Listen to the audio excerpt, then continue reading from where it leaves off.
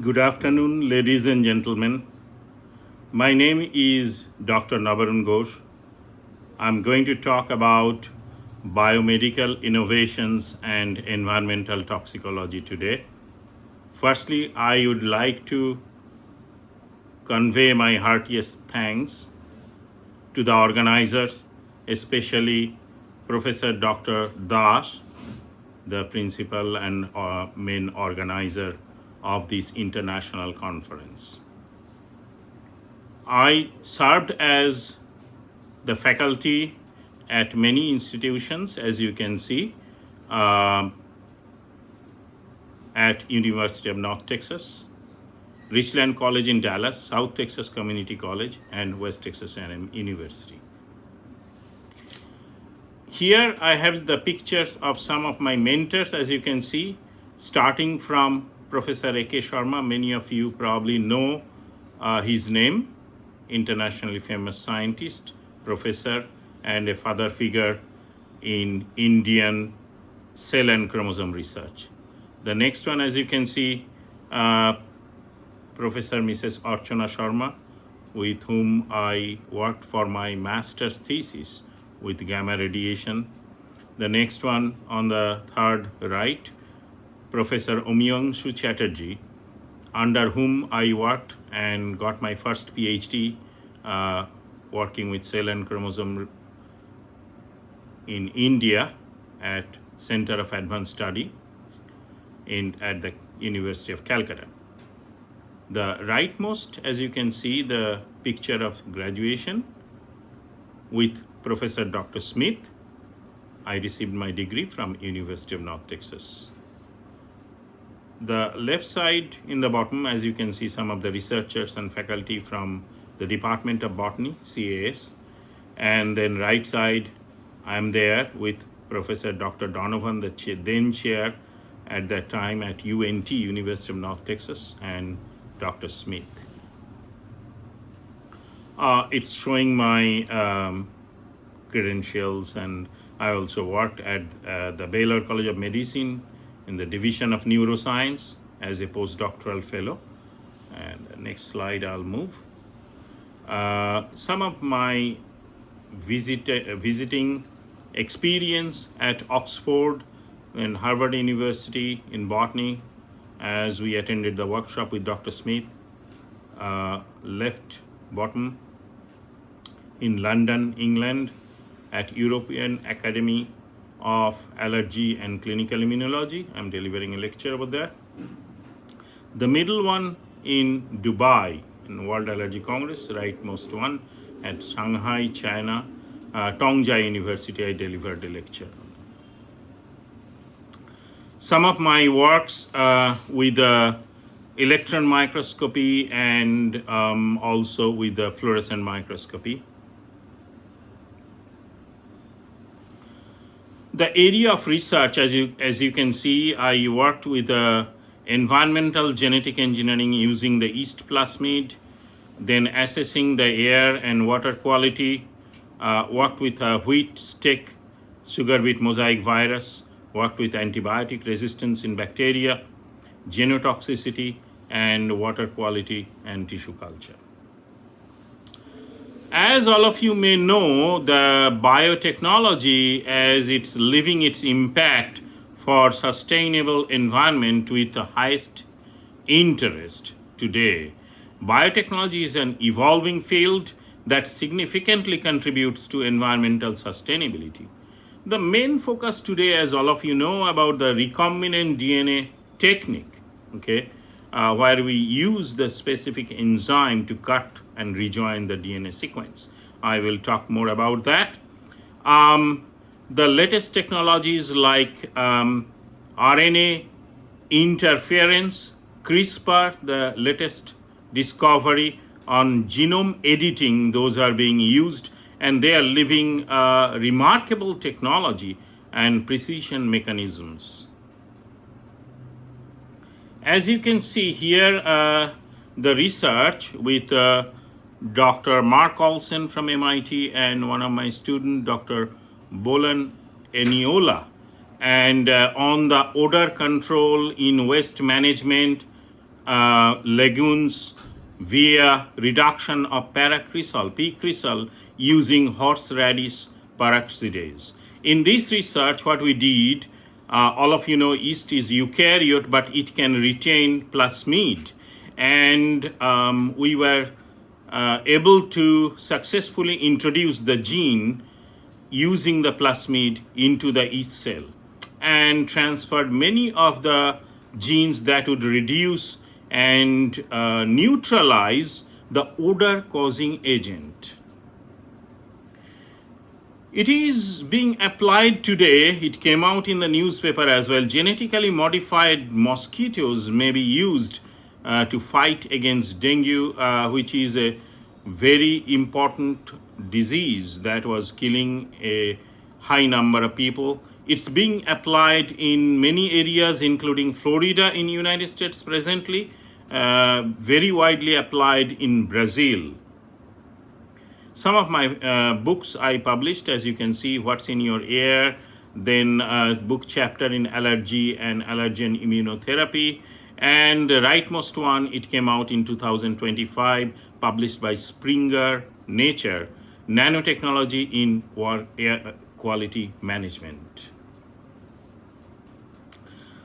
I have been focusing my research on climate conditions that are increasing severe allergy symptoms in all over the world, and so we focused our research, and I also learned from Professor T.K. Rai Chaudhuri from Indian Statistical Institute that there are possibilities that there were a high number of pollen grains during the time the dinosaurs got extinct, because they developed allergy to those pollens. Because the scientists, archaeologists, they found lots of pollen grains with the dinosaur fossils.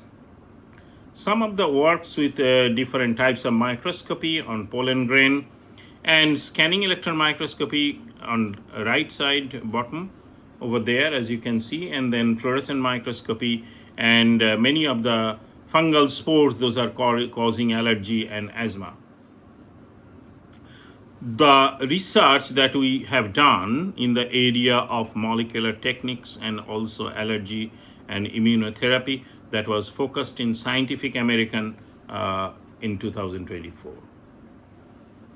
All of you know the name today, since we have in the topic, we have the toxicology, environmental toxicology. We should know more about what is happening in nature, and before we throw away any chemical, we must concern about Silent Spring.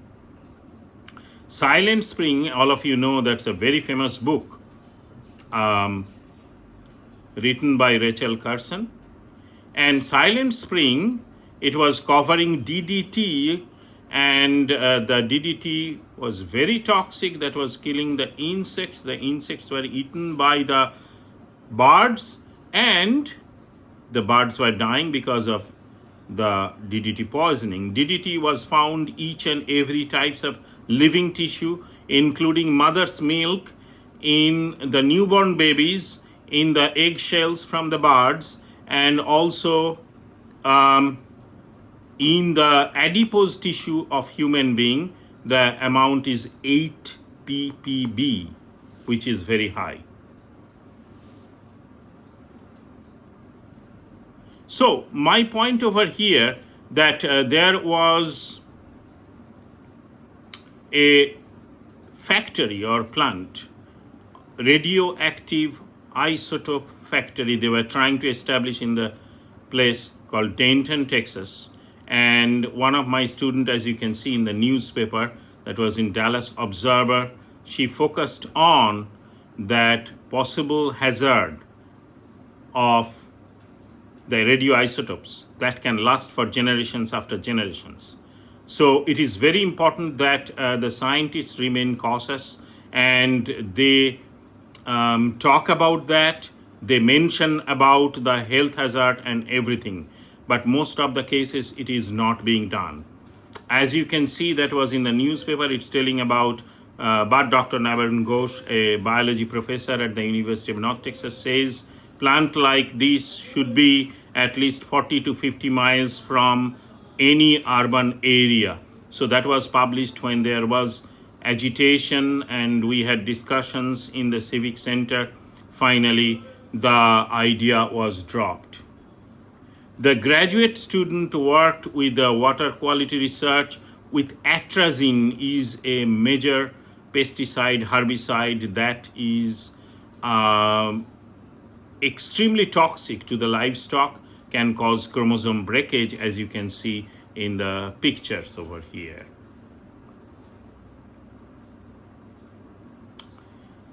I'm focusing a little bit on very important area which we are concerned today. Everybody is feeling hot over here with the atmosphere.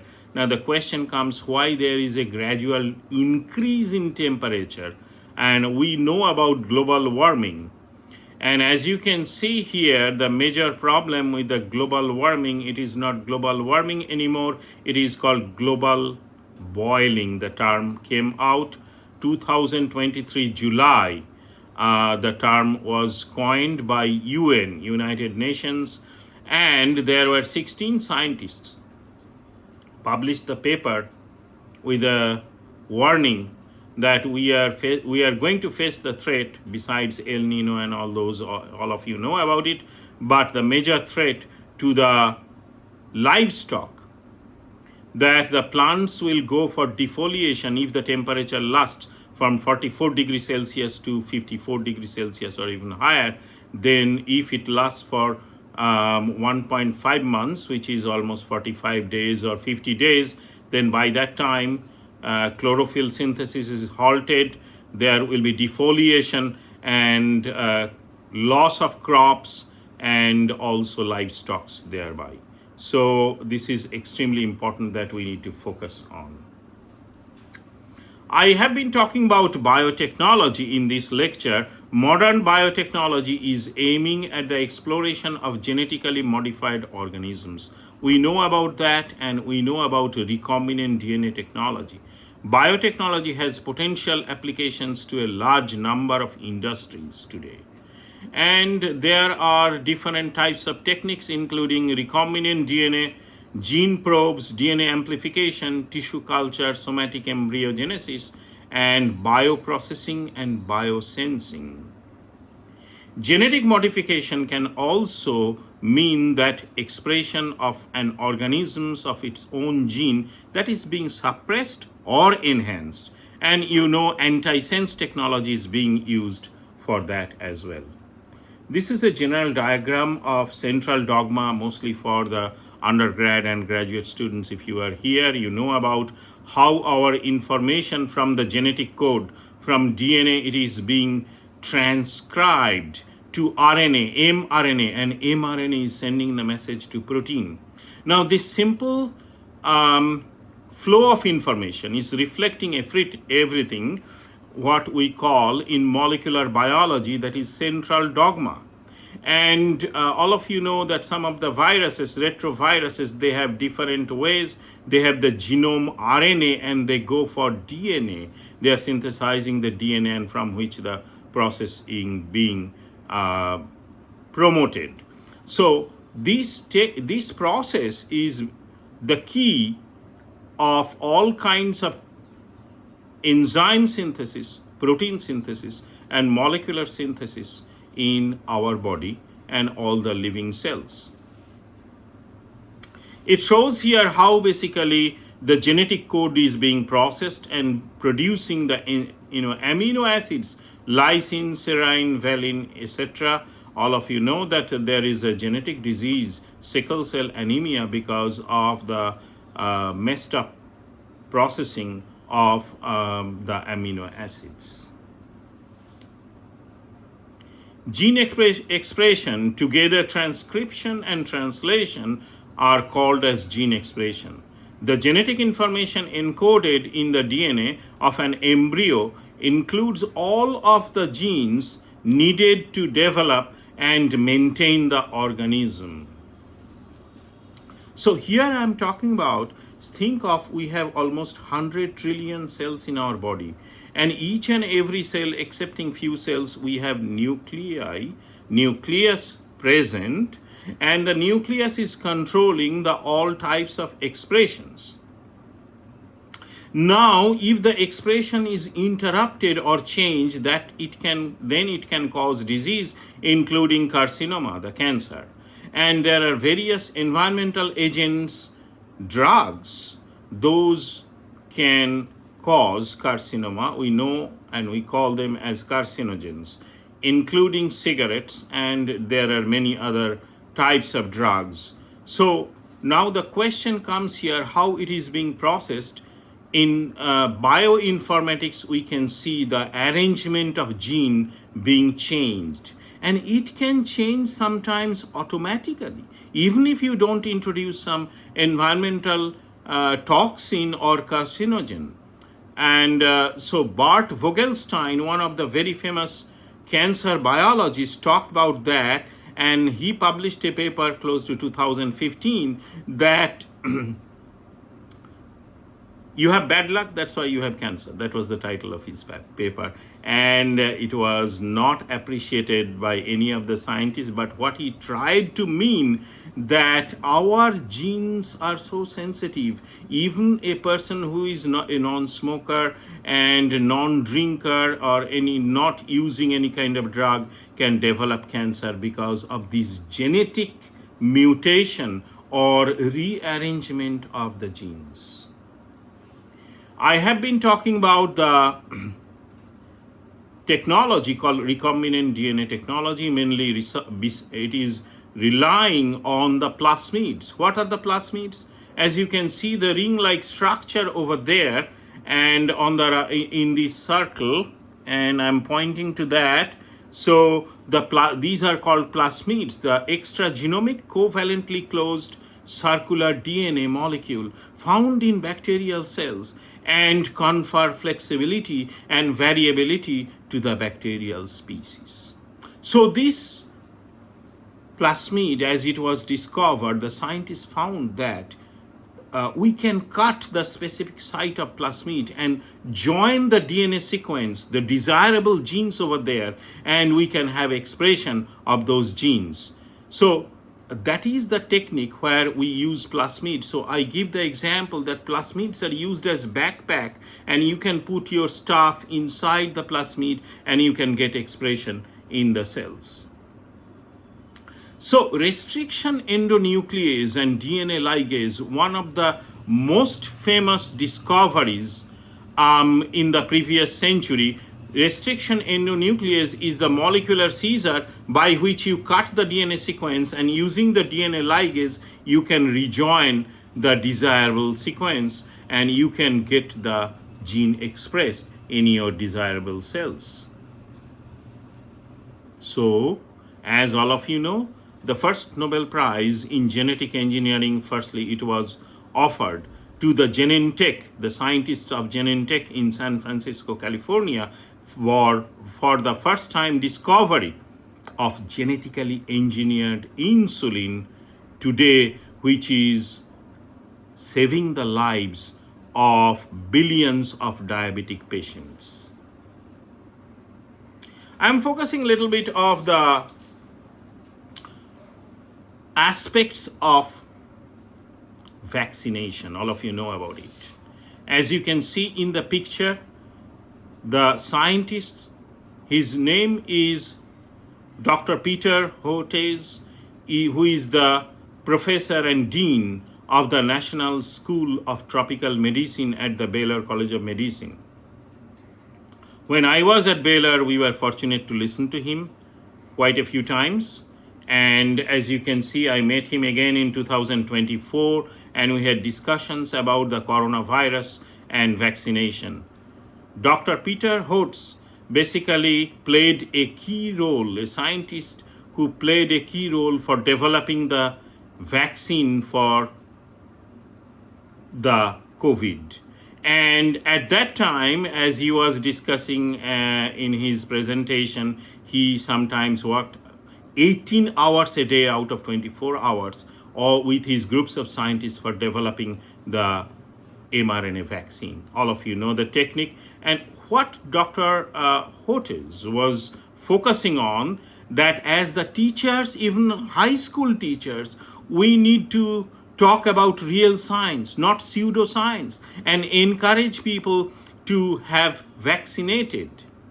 Unfortunately, close to 500,000 people died in the United States of America just for not receiving COVID vaccine. You will be surprised to know about it.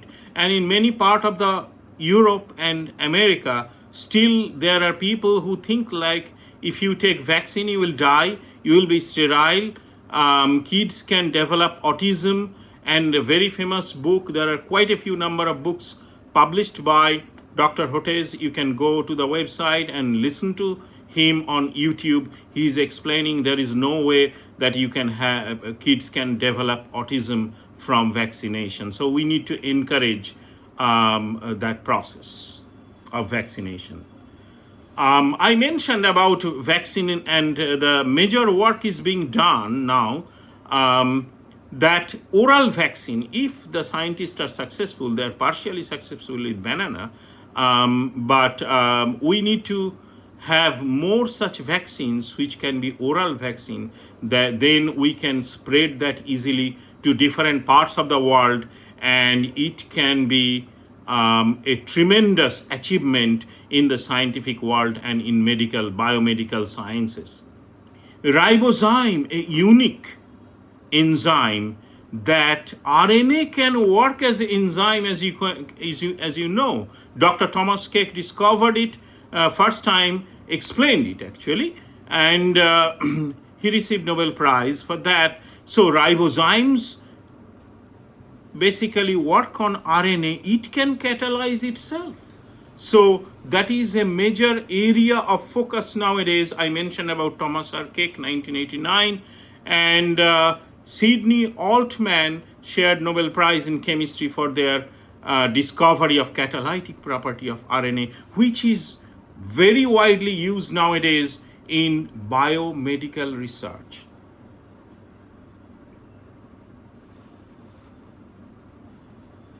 I already talked about mRNA vaccine.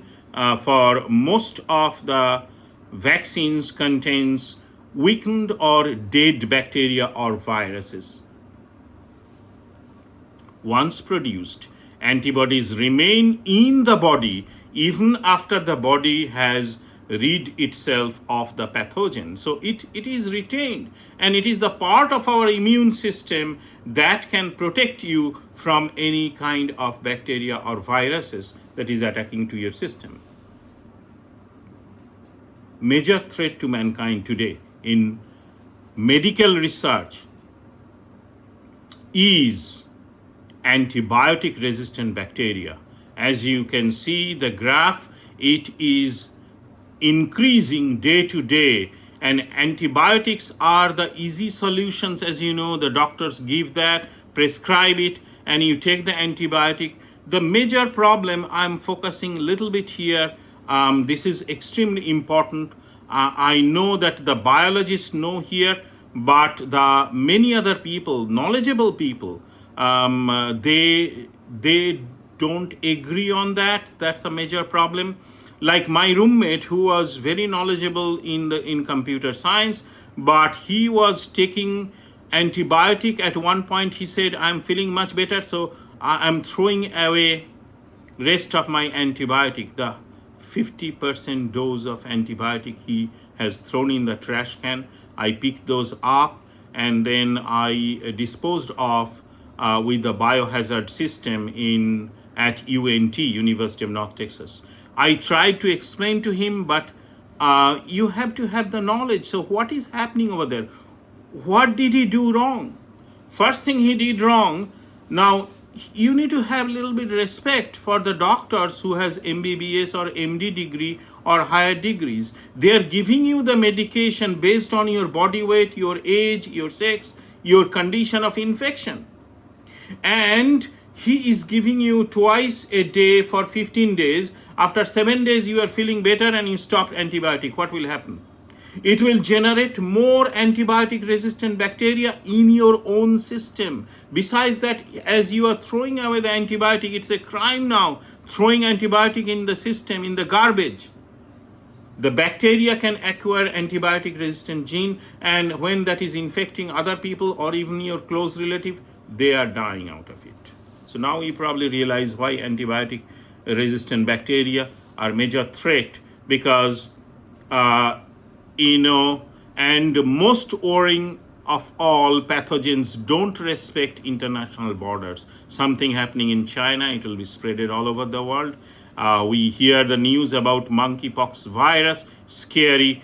It can get spreaded from African continent to all other places. It takes just months and years. So we have to be very cautious about antibiotic resistance. As you know, kind of screening technique by way, bacteria picks up the antibiotic resistant gene in its plasmid, and then sometimes they synthesize and keep that in the plasmid, and they distribute that all over the world.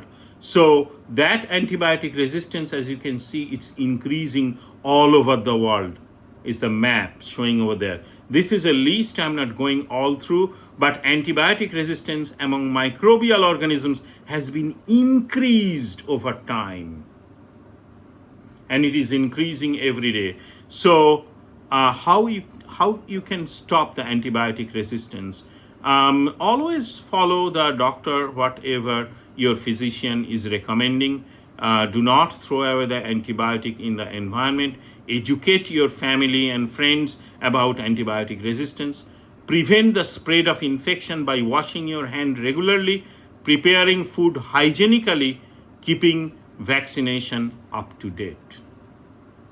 Now I'm focusing a little other part about genetic engineering briefly. As you can see, the famous diagram by Da Vinci, and it's showing the genetic models. What are the genetic models? Like mouse, all of you know that's a very important genetic model. C. elegans, Arabidopsis thaliana, the plants even, and yeast cells. Those are also used for genetic engineering and genetic studies today.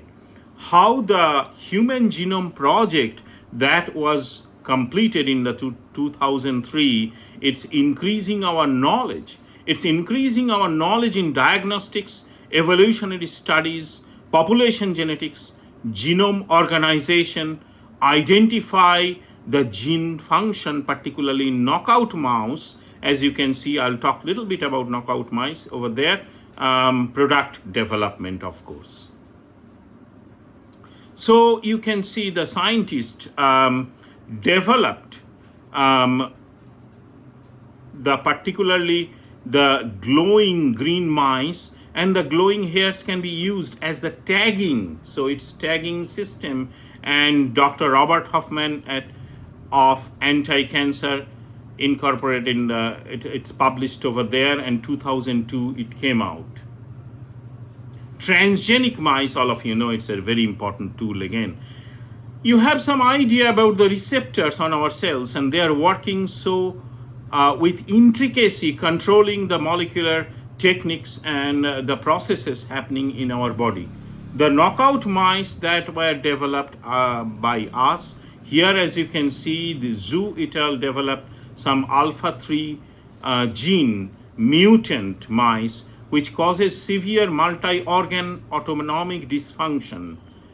So we did that work with collaboration from Baylor College of Medicine, with Texas Children's Hospital, University of Houston. We were looking at the knockout mice and using the genetic model to study the multi-organ autonomic dysfunction.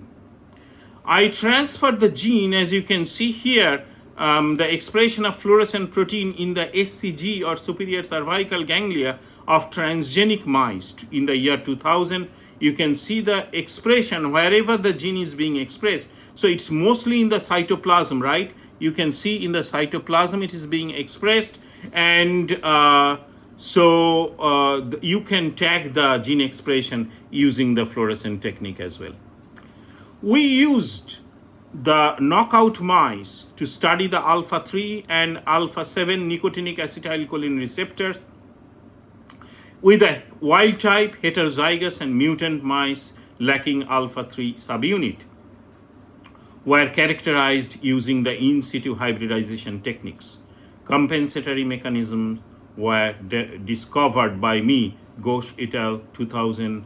We published 3 papers, and heterozygous mice where compensation mechanism we found that overexpression of one allele.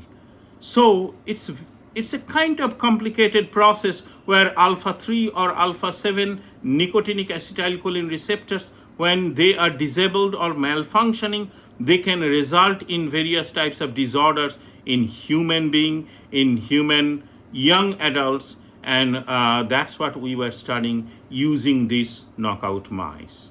So various other types of knockout mice and transgenic mice are very widely used. Not only that, in human genetic research, yeast is very important. Arabidopsis thaliana, even in cancer research, that's a plant, but in cancer research that is being used. C. elegans is another very unique genetic model that is being used. With that, I will stop here. And as you can see, some of my students and collaborators and researchers in the work and the list of the students and my research grants, I would like to thank the organizers again for your kind invitation. All of you enjoy the conference, and I'm sorry I'm traveling overseas, that's why I cannot be present physically in the conference. All the best to all of you. Thank you. Bye now.